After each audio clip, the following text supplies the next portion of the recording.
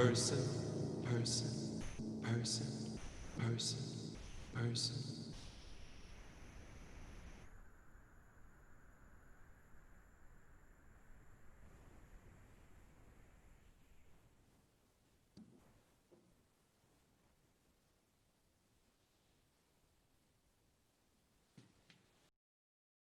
You're welcome, Phil Kline, longtime Bang on a Can friend. We've been so fortunate to have many of Phil's pieces represented on marathons and otherwise. Such an important voice, such an important colleague in the field, and excited to hear this works coming up. And tell us what we're going to hear and who's going to be Me playing them. too. Well, these are two brand new songs. During the summer, I was in the odd circumstance of coming into the lockdown with a lot of work to do. And I thought, well, this is great. I'll be busy. But then after a while, I thought, well, it would be really nice to work with a person. And I contacted Theo. You know, lately I've had, for some reason, an extra desire. I always like to work with new people, but also to work with old friends. Theo is somebody I've written more for Theo than anybody, and it was just the idea was let's come up with a little project and do some stuff, you know, remotely. And recently, I came up with the idea of writing a series of songs for Theo and one person, one instrumentalist, and each song would be a different instrumentalist. And we decided, sure, let's start with a violin and call Todd, you know, Todd Reynolds, who's someone else we've both worked with a lot, and somehow I started with one or two texts and just wasn't happy. And the thing, I don't want to say his name, but the thing about cognitive tests came up. And I suddenly decided, yeah, I'm going to set that guy's words. I gave it a good try in 2016 and I just got the willies. I got creeped out. I said, I can't do this. This time, I don't know what happened. I just, you know, I found the singing and dancing part of this foolish gibberish. And so the first song is called An Unbelievable Thing, and that's with Todd Reynolds and Theo. The other song is called Some Kind of Test, and it is a setting of those 5 famous words. And that's with Theo and Dan. That's a more open score. Those guys are both brilliant improvisers, and so I gave them sort of like a chart which would allow them to create a piece of a certain length with the two of them where they could be on different planets. It wouldn't really matter. As it happens, they are connected very well here. But every performance of that song will sound quite different from every other one, so I have no idea what to expect. One of the things I remember so much about how I came to love your music was your ability to take found text and found speech and convert it into song.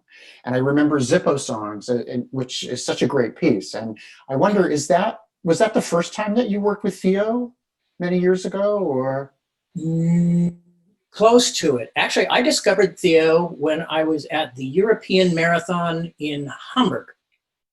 And he, am I right about this? He was in Carbon Copy Building? Carbon Copy Building, he was, yeah. And I just said, oh my God, that guy sounds like me in the shower in my dreams.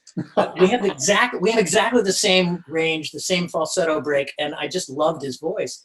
So the first substantial thing I wrote for him was Zippo song. It's beautiful.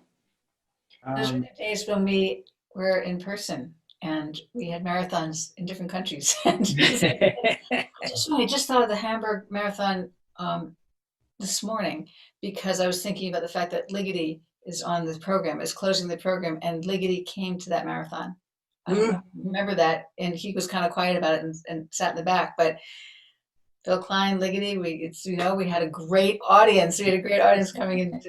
Artists coming here. But anyway, we will get back there. We'll get back to Hamburg, all of us.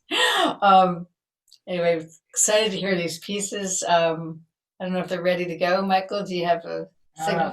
I don't have the signal yet. So. Not yet. Okay. Oh, we can still talk then.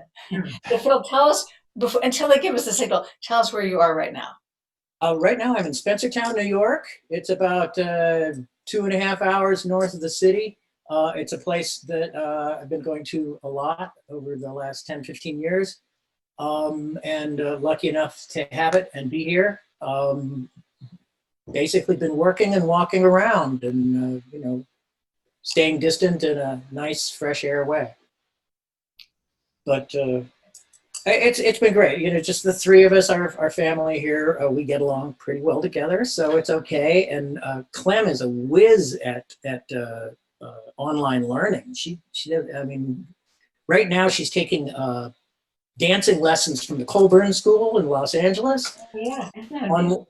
yeah, I know. I mean, I'm like, this is even better than school. You know, I mean, like, whatever. We're getting by. It is a strange thing. I mean, it's unusual enough to be in lockdown for such a long time, but to be in lockdown in this case where there are so many things happening outside that you just want to run out there and help, do something about it. You know, you can't. Yeah. It gives us a lot of time to think or not think. I find it better to balance those two things. That's true, yeah. Yeah, well, you I should know, just say that Clem is Clementine because she has one of the most beautiful names, your daughter. And how old is she? 12, going on 13. I just want to point out that so many of the artists who have been on are parents, and some are home with like 6, and Layla McCullough's on. She's home with a 6-year-old and a 3-year-old. You know, we're all home with 20-something-year-olds. You know, so you know, it's just been an interesting time, family-wise, artistic-wise, everything kind of coming together. Yeah. our good friend Phil Kline, thank you so much for chatting with us. I got the signal. Dan and Theo are ready. All right. So we're going Awesome. somewhere. I imagine we're going to New York somewhere, but and Yes, Theo's in New York. this is a premiere of 2 Yes. songs. Brand new pieces. You are writing a set of pieces for Theo Bleckmann, each with a different instrument accompanying the song. And so how often do we get a Phil Kline world premiere or a little taste of it? Or 2 of them. Or 2 of them. So thank you so much for chatting with us.